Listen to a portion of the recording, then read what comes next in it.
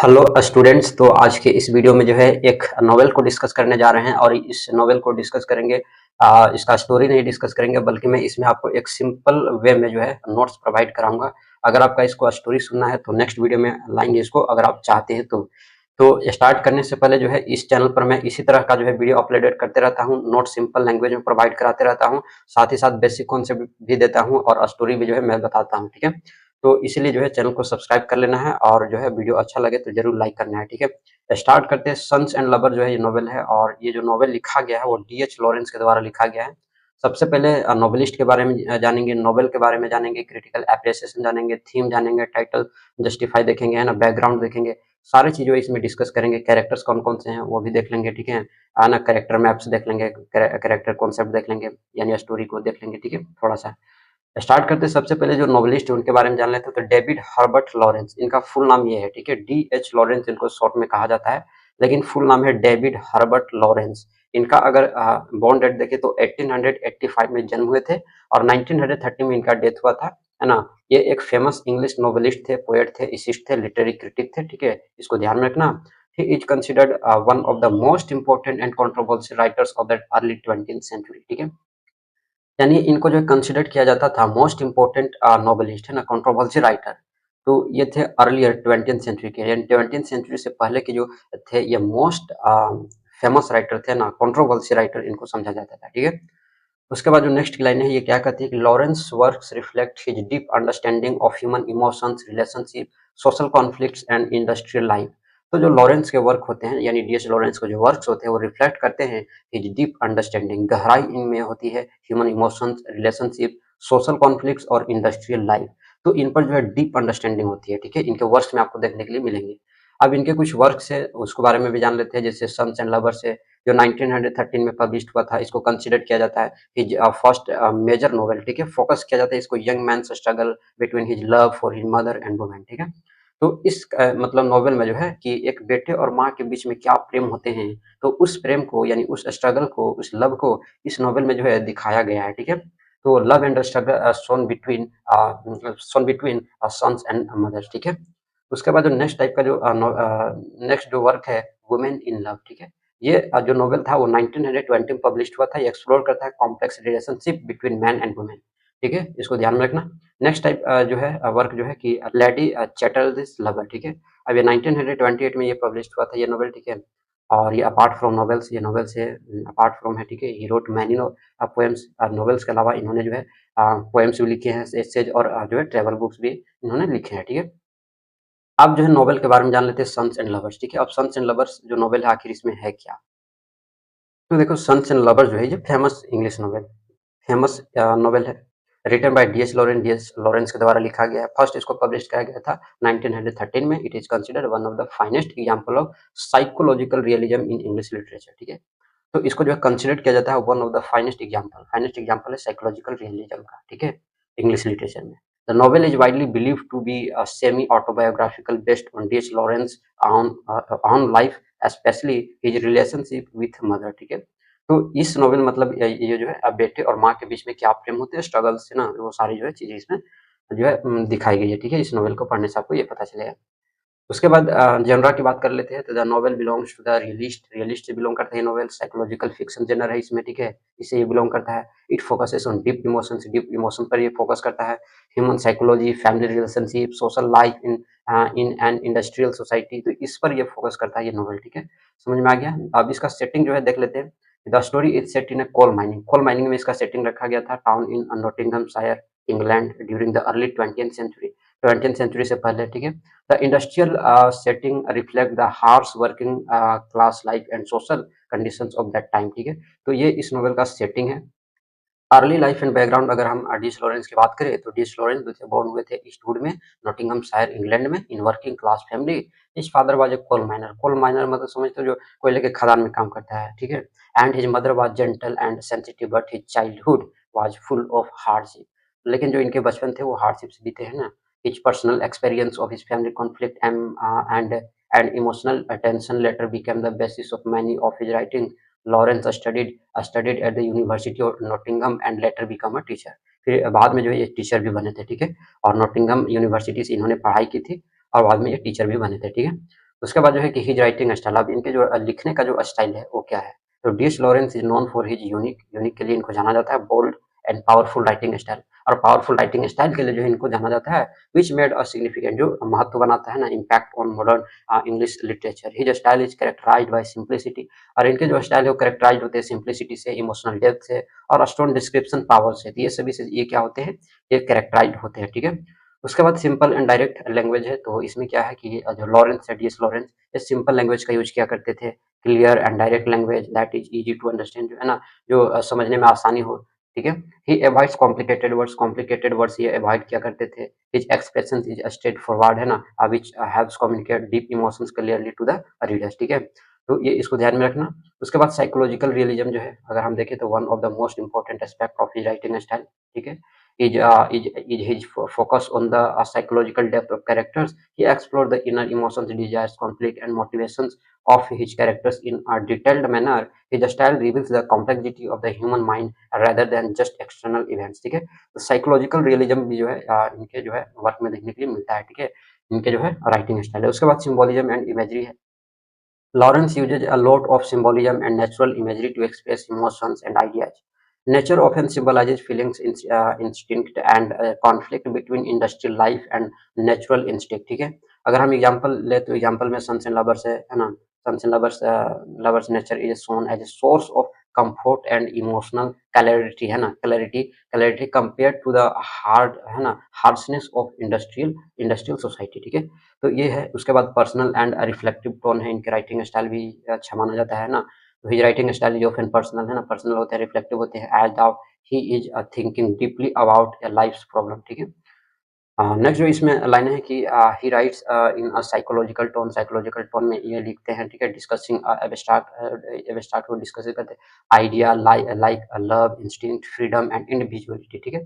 तो ये सभी। उसके बाद जो है कि बोल्ड ट्रीटमेंट ऑफ सेक्सुअलिटी है, तो D.H.. Lawrence was one of the first writers to treat sexuality openly and honestly in his works. His style does not shy away from discussing intimate relationships and desire, which was considered bold and controversial at that time, ठीक है। तो bold treatment of sexuality जो है इनके जो है writing style में से एक माना जाता है, ठीक है। उसके बाद जो है क्रिटिसिज्म ऑफ इंडस्ट्रियल सोसाइटी है, यह भी जो है एक राइटिंग स्टाइल में जो है जो इस टाइप का ये लिखा करते थे। तो इनकी जो राइटिंग स्टाइल है critical of industrial life and materialism and he contrasts natural human emotions with the mechanical impersonal life of industrial society. His description style highlights the alienations and emotional struggles caused by industrialization, ठीक है। तो ये जो है इनका भी एक style है, राइटिंग स्टाइल, ठीक है। उसके बाद नेक्स्ट जो इनका स्टाइल है कि आर्टिस्टिक एंड पोएटिक एक्सप्रेशन, ठीक है। तो डी.एच. लॉरेंस की जो स्टाइल होती है हाईली आर्टिस्टिक होते हैं, पोएटिक होते हैं। हिज है ना, हिज आर्ट, ठीक है, हिज आर्क ऑफ लैंग्वेज, ठीक है। तो his arc of language often often has a lyrical, इनके जो लैंग्वेज होते हैं वो लिरिकल होते हैं, क्वालिटी इनमें होती है, लिरिकल क्वालिटी के होते हैं, मेकिंग हिज प्रोज ब्यूटीफुल, जो प्रोज को क्या बनाते हैं, सुंदर बनाते हैं ना, और मूवेबल बनाते हैं, ठीक है। ही केयरफुली डिस्क्राइब फीलिंग, है ना, ये फीलिंग को डिस्क्राइब करते हैं, landscape and moods with vivid details, ठीक है। तो ये इसको ध्यान में रखना। अब यहाँ पर राइटिंग स्टाइल में जो है इनके जो राइटिंग स्टाइल थे, राइटिंग स्टाइल में अगर कंक्लूजन देखा जाए तो कंक्लूजन में लिखना क्या है कि in conclusion D.H.. Lawrence style writing is simple, direct and expressive yet profound. He focuses on the psychological realism of his characters using natural imagery and is symbolism to express emotions and psychological ideas, ठीक है। उसके बाद क्या लिख सकते हैं कि his bold treatment of human insist and sexuality combines with criticism of industrial society gives his work a timeless quality. His reflective tone and poetic language elevates his novel to masterpieces of modern literature, ठीक है। तो ये यहाँ तक जो है conclusion हो गया, ठीक है। अब जो नेक्स्ट टाइप का क्वेश्चन हम लोग देखते हैं कि D H. Lawrence as a novelist, ठीक है। तो इस टाइप के जो है क्वेश्चन एग्जाम में पूछे जाते हैं कि discuss D H. Lawrence as a novelist, ठीक है। तो इसको डिस्कस करेंगे। सबसे पहले इंट्रोडक्शन पार्ट लिखना है। इंट्रोडक्शन पार्ट में क्या लिखना है, डी.एच. लॉरेंस, है ना, was one of the most important English novelist of the early 20th century. He is famous for his bold, realistic, and deeply psychological portrayal of human relationships and social life. His novels are widely regarded for their artistic style, honest treatment of human insist, and thoughtful reflection on society, ठीक है। तो ये हो गया introduction part में इतना लिखना है। अब साइकोलॉजिकल रियलिज्म, ठीक है। तो साइकोलॉजिकल रियलिज्म जो है इनके वर्क में देखने के लिए मिलते हैं, इनके नॉवेल में देखने के लिए मिलते हैं। D.H.. Lawrence is best known for his introducing psychological realism. Psychological realism के लिए जो है इनको जाना भी जाता है, इनके नॉवेल राइटिंग में भी देखने के लिए मिलता है। His novels focus deeply on the inner life of his characters. तो जो आंतरिक जो जीवन की जो कैरेक्टर्स होती है उसको ये डीपली फोकस करते हैं ना, उनके जो थॉट्स क्या हैं, उनके फीलिंग्स हैं, जो इनर फीलिंग है ना, जो इनर थॉट है, जो कॉन्फ्लिक्ट है, डिजायर्स हैं, तो ये सभी को डीपली जो है फोकस करते हैं ये, ठीक है। Lawrence explore the complexity of the human mind and personal struggles. और लॉरेंस जो है एक्सप्लोर करते हैं कॉम्प्लेक्सिटी को of the human mind and personal struggle, ठीक है। तो ये हो गया। उसके बाद bold and honest treatment of sexuality, ठीक है। तो इसमें क्या लिख सकते हैं, इसमें लिख सकते हैं कि one of the most distinctive feature of Lawrence novel is his bold approach to sexuality. He wrote openly love, desire and intimate relationship which was unusual and controversial during his time. His novels do not shy away from the depicting sexual tension as a natural and important part of human of life, ठीक है। तो इसमें ये लिख सकते हैं, ठीक है। उसके बाद जो है नेक्स्ट इसमें क्या है, नेक्स्ट पॉइंट की conflict between instinct and society. तो इंस्टिंक्ट और सोसाइटी के बीच में कॉन्फ्लिक्ट क्या है, तो उसको भी इसमें देख लेते हैं। इसमें क्या लिखेंगे कि Lawrence often highlights the conflict between natural human instinct and social conventions. He believed that modern industrial society suppresses natural feelings and instincts, leading to alienations and unhappiness. His characters struggle to break free from societal rules and है ना rediscover their true selves, ठीक है। तो इस point में जो है इतना लिख देंगे, ठीक है। उसके बाद नेक्स्ट पॉइंट में क्रिटिसिज्म ऑफ इंडस्ट्रियल लाइफ, ठीक है। इंडस्ट्रियल लाइफ का क्रिटिसिज्म, ठीक है। इसमें क्या लिख सकते हैं कि coming from a working class background, Lawrence criticizes the mechanized, impersonal industrial society. He portrayed industrial life as cold, harsh, and destructive to personal relationship. His novel emphasizes the negative effects of industrialization on human emotions and human life, ठीक है। इस point में इतना लिख देंगे। उसके बाद next point में क्या लिखेंगे, आर्टिस्टिक एंड पोएटिक स्टाइल।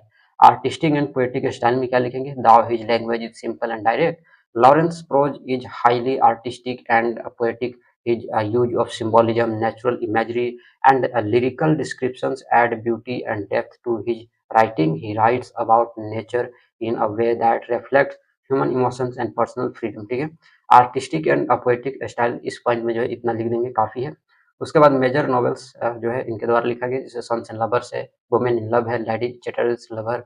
उसके बाद मेजर थीम अगर इनके वर्क में देखा जाए तो conflict between instinct and society. Lawrence emphasizes the need to follow natural feeling and instinct over social rules and conventions, ठीक है।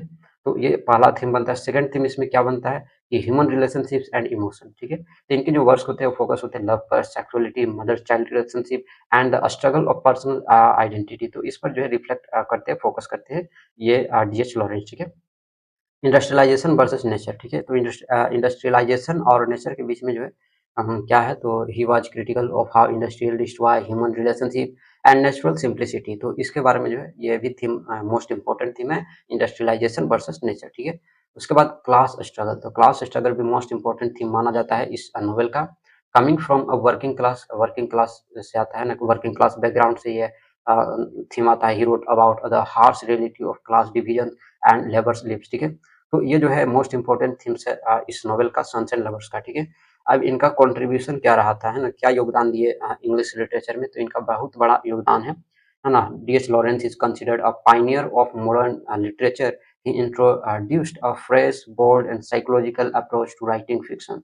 His exploration of human instincts, deep emotions, and social conflict influenced many later writers, ठीक है। उसके बाद इनके जो writing style है थोड़ा सा डिस्कस कर लेते हैं। ऐसे खैर मैंने डिस्कस किया हुआ, फिर भी इसको देख लेते हैं कि लॉरेंस यूजेस सिंपल लैंग्वेज का यूज क्या करते थे, क्लियर होते थे, डायरेक्ट, है ना, और ये समझने में आसानी होते हैं। अवॉइड्स कॉम्प्लिकेटेड वर्ड्स को ये अवॉइड करते हैं। लॉन्ग विंडेड सेंटेंस को भी ये क्या करते हैं, अवॉइड करते हैं। इनके जो एक्सप्रेशंस होते हैं स्ट्रेट फॉरवर्ड होते हैं, जो हेल्प करते हैं कम्युनिकेट, है ना, deep emotions, clarity to the reader. तो ये जो है इनका राइटिंग स्टाइल। लास्ट में कंक्लूजन आपको जरूर लिखने, कंक्लूजन में क्या लिखेंगे कि कंक्लूजन में लिखना है कि D H. Lawrence is a novelist is remarkable for his bold and honest treatment of novel instinct, love and sexuality. His psychological realism, है ना, artistic style and thoughtful criticism of industrial society make his work a major contribution to modern English literature. Lawrence novel are timeless. इनके जो novels होते हैं timeless होते हैं क्योंकि ये डील करते हैं विथ यूनिवर्सल ह्यूमन से डील करते हैं। इसकी वजह से जो इनके नॉवेल्स होते हैं वो टाइमलेस होते हैं। conflict between individual desire and societal expressions, and they emphasize the need for personal freedom, natural living and personal natural living and emotional honesty. तो ये जो है कंक्लूजन का पार्ट है। तो इस टाइप का भी क्वेश्चन जो है मैंने करा रखा, ठीक है। नेक्स्ट टाइप का क्वेश्चन है, अब टाइटल जस्टिफिकेशन भी कभी कभी एग्जाम में पूछता है कि जस्टिफाई द टाइटल, है ना, justify the title sons and lovers written by R.D.S. Lawrence, ठीक है। तो इस टाइप का भी क्वेश्चन जो है एग्जाम में पूछे जाते हैं। तो इसमें लिखेंगे क्या कि the title of the novel sons and lover is highly appropriative है एंड सिग्निफिकेंट है, एज इट रिफ्लेक्ट, और ये रिफ्लेक्ट करते हैं the central theme of the story. Central theme जो स्टोरी की जो सेंट्रल थीम है उस पर ये रिफ्लेक्ट करते हैं। द नोवेल मेनली फोकसेस, और जो नोवेल होते हैं वो मेनली फोकस होते हैं on the complex relationship between a mother and her sons, especially Paul Morel, ठीक है। तो पाउल मोरेल इसमें कैरेक्टर है, ठीक है। और पाउल मोरेल से जो इसकी माँ है बहुत ज्यादा प्यार करती है। तो इसमें जो पॉल मॉरल है and his struggle in love, तो उसको इसमें दिखाया गया है, ठीक है। अब इसमें जो सन्स है, ठीक है, द मदर सन रिलेशनशिप, ठीक है। अब इसके बीच में क्या रिलेशन है, तो द वर्ड सन्स, जो वर्ड सन है इन द लिटिल हाईलाइट्स, और ये जो है ये जो टाइटल है वो हाईलाइट करता है dominant and powerful relationship between Mrs Morel and, है ना, मिसेस मोरेल मतलब the mother and her sons, especially Paul, ठीक है। तो इसकी जो मदर है मोरेल, ठीक है, मिसेस मोरेल है ना, और इसकी जो यानी मिसेस मोरेल की जो बेटा है, ठीक है, पॉल, स्पेशली उससे ज़्यादा लगाव इसको होता है, ठीक है। मिसेस मोरेल जो होती है डीपली अटैच्ड होते हैं पॉल से, ठीक है, और almost to the point of being possessive. Her intense love and care for her son affect his emotional and personal development, ठीक है। तो ये टाइटल है। उसके बाद और भी आगे देखते हैं, the novel explore how this strong bond between mother and son influence Paul's relationship with other people specially women, ठीक है। तो जो माँ और बेटे के जो प्रेम है, ठीक है, उसमें इस नॉवल में दिखाया गया कि ये जो रिलेशनशिप है become a major source of psychological conflict in this novel. तो ये साइकोलॉजिकल का सोर्स है और ये मेजर है, ठीक है, जो इस नॉवल में कॉन्फ्लिक्ट है, ठीक है। उसके बाद जो लवर्स जो वर्ड है, ठीक है, रोमांटिक रिलेशनशिप को डिनोट्स करता है। ये जो वर्ड है लवर रिप्रेजेंट करता है Paul's romantic relationship with Miriam, है ना, मैरियम लेबर एंड क्लेरा डॉस, ठीक है। तो ये 2 कैरेक्टर हैं इस नॉवेल के अंदर, और इस नॉवेल के अंदर ये जो 2 कैरेक्टर हैं उसके जो प्रेम है, ठीक है, क्लैरिस और मैरियम लवर। तो ये जो पॉल का जो रिलेशन है, ठीक है, जो अफेयर है मैरियम के प्रति और क्लैरिस के प्रति, उसको जो है ये वर्ड यानी लवर जो डिनोट करता है, ठीक है। The title indicates the love triangle, और ये जो टाइटल है सन्स एंड लवर्स वो ट्रायंगल के जैसा है, ठीक है। ट्रायंगल के जैसा ये इसमें आपको देखने के लिए मिलेगा। मतलब जो इसमें टाइटल सन्स लवर है ना वो ट्रायंगल को इंडिकेट करता है, ठीक है। तो जहाँ पर पॉल जो है स्ट्रगल कर रहा होता है बैलेंस, है ना, the love for his mother, जो मदर का प्यार है, और उसके जो हिज रोमांटिक डिजायर्स, और उसके जो रोमांटिक डिजायर हैं, his love life becomes complicated. तो उसका जो लव लाइफ होता है वो थोड़ा कॉम्प्लिकेटेड हो जाता है because of the emotional dominance of his mother, ठीक है।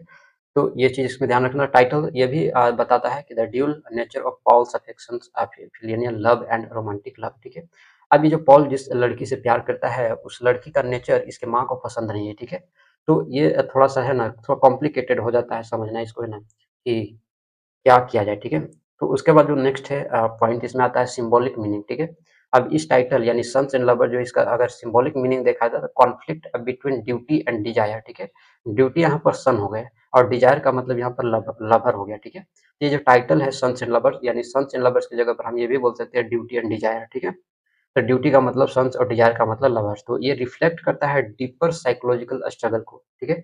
जो पॉल के जो लाइफ में जो स्ट्रगल हुए थे, है ना, किस तरह से स्ट्रगल कर रहा था, तो उसको इसमें जो है डीपर वो भी रिफ्लेक्ट किया गया है between the influence of his mother and his own personal ambition and feeling of love, ठीक है।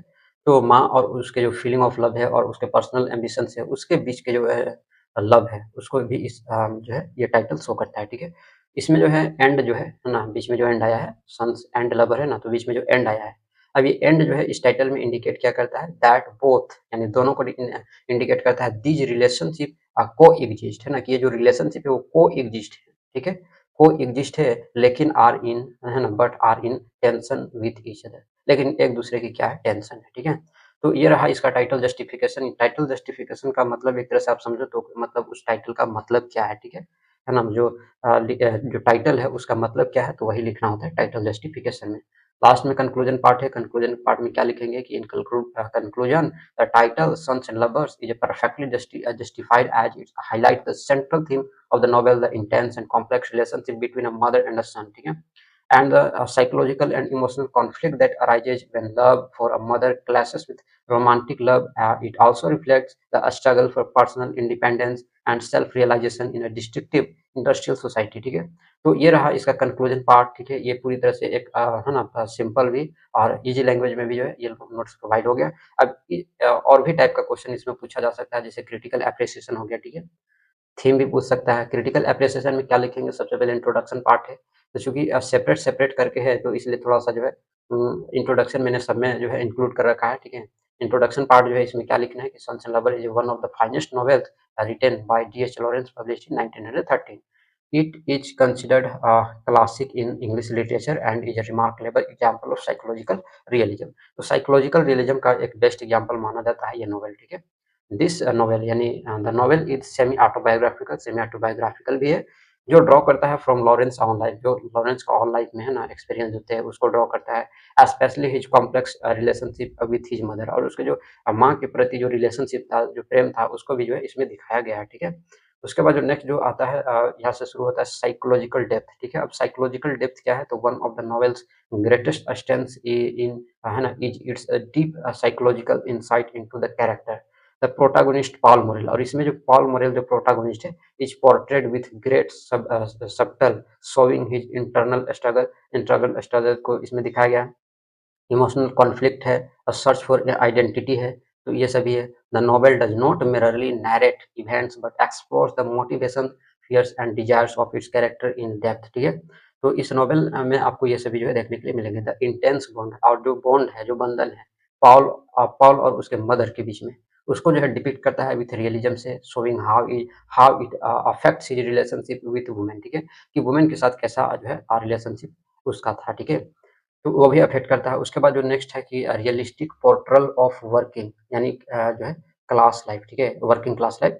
तो इसमें क्या लिखेंगे इस पॉइंट में, the novel offers a realistic descriptions of working class, a class in an industrial meaning town, the harsh condition of industrial society and its negation impact on human emotions and relationship are described vividly. The oppressive atmosphere of coal mining towns and the limited social mobility of working class people are important aspects of the novel, ठीक है। इस point में जो है इतना चीजें लिख देनी है। उसके बाद next point, bold treatment of human emotions and sexuality, इस पॉइंट में क्या लिखेंगे कि D.H. Lawrence was among the first novelists to treat human sexuality openly and honestly.